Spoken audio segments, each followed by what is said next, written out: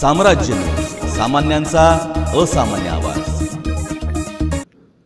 पावसावर सुरुवातीला मान्सूनच्या शेतकऱ्यांमध्ये उमटलेली आशेची पालवी आता पावसाच्या दीर्घ खंडामुळे सुकण्याच्या मार्गावर आहे। जूनच्या पहिल्या आठवड्यात झालेल्या जोरदार पावसाने शेतकऱ्यांनी विश्वास ठेवत मोठ्या प्रमाणात खरीप पेरण्या केल्या, मात्र त्यानंतर 1 महिन्यापासून पावसाने दडी मारल्याने पिकांची वाढ थांबली असून शेतकऱ्यांच्या डोळ्यात चिंता आणि निराशेचे भाव आहेत।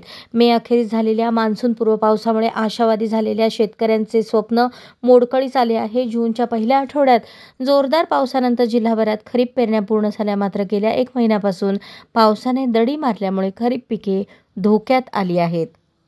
शेतकऱ्यांनी मोठ्या प्रमाणावर सोयाबीन, बाजरी, मका, उडीद, मूग आदी पिकांची पेरणी केली। पेरणीनंतर सुरुवातीला ओलाव्यामुळे पीक उगवण चांगली झाली, परंतु त्यानंतर पावसाने ओढ दिल्यामुळे पिकांची वाढ खुंटली आहे। जर 2 दिवसात जोरदार आणि समाधानकारक पाऊस झाला नाही तर हजारो हेक्टरवरील खरीप पिके करपून जाण्याची शक्यता आहे। परिणामी शेतकऱ्यांचे कोट्यवधी रुपयांचे नुकसान होणार असून या संकटातून सावरणे शेतकऱ्यांसाठी कठीण होणार आहे। सध्याच्या हवामानाचा विचार करता संपूर्ण जुलै महिना कोरडाच जाण्याची शक्यता आहे, अशी भीती शेतकऱ्यांमधून निर्माण झाली आहे। भारतीय हवामान खात्याच्या संकेतस्थळावर देखील या महिना अखेरीपर्यंत समाधानकारक पावसाचे संकेत दिसत नाहीत।